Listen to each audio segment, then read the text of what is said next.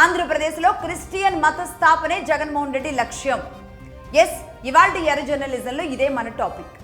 నిజానికి ఎర్ర జర్నలిజంలో భారతదేశం మీద ఏ విధంగా ఈ ఎర్ర జర్నలిస్టుల రూపంలో, ఎర్ర ముసుగుల రూపంలో దాడి చేస్తూ వచ్చారు, సనాతనాన్ని కొట్టడానికి, భారతదేశ మూలాలు లేకుండా చేయడానికి ఏ విధంగా డీప్ స్టేట్ పాలిటిక్స్ దగ్గర నుంచి మన మహిళల్ని, మన గోవుల్ని, మన వ్యవస్థల్ని, మన సాంప్రదాయాలను ఎలా కొట్టుకుంటూ వస్తున్నారు, కొన్ని మత విస్తరణల కోసం ఎలాంటి కుట్రలు జరుగుతున్నాయి అనే అంశాలు మనం చెప్పుకుంటూ వెళుతున్నాం.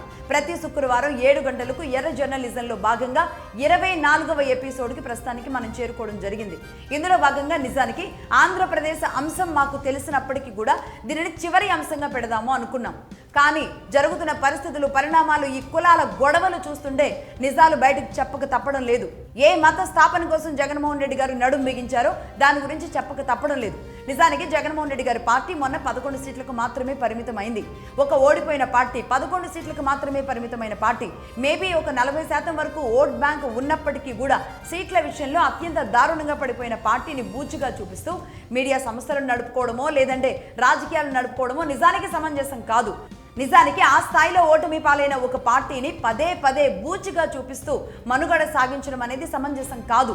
కాబట్టి మగధా న్యూస్ స్టాండ్ ఎప్పుడూ కూడా నీతి నిజాయితీ వైపే ఉంది. ఆ నేపథ్యంలోనే కూటమి ప్రభుత్వం తప్పు చేసిన నాడు కూడా చాలా సుస్పష్టంగా ప్రశ్నించాం. మొన్న లాకప్ డెత్ జరిగిన విషయం ఏదైతే ఉందో దాన్ని కూడా ఇది రాజ్యం చేసిన హత్య అవుతుంది అని కుండబద్దలు కొట్టి చెప్పింది మగధా న్యూస్.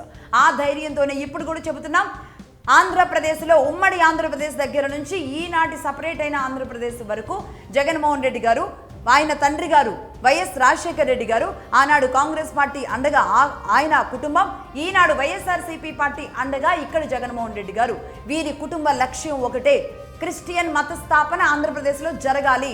ఏ విధంగా వీళ్ళు ఏమేమి కార్యక్రమాలు చేసుకుంటూ వచ్చారు 2004 నుంచి అనేది నేను ఇప్పుడు చెప్తాను, చూడండి.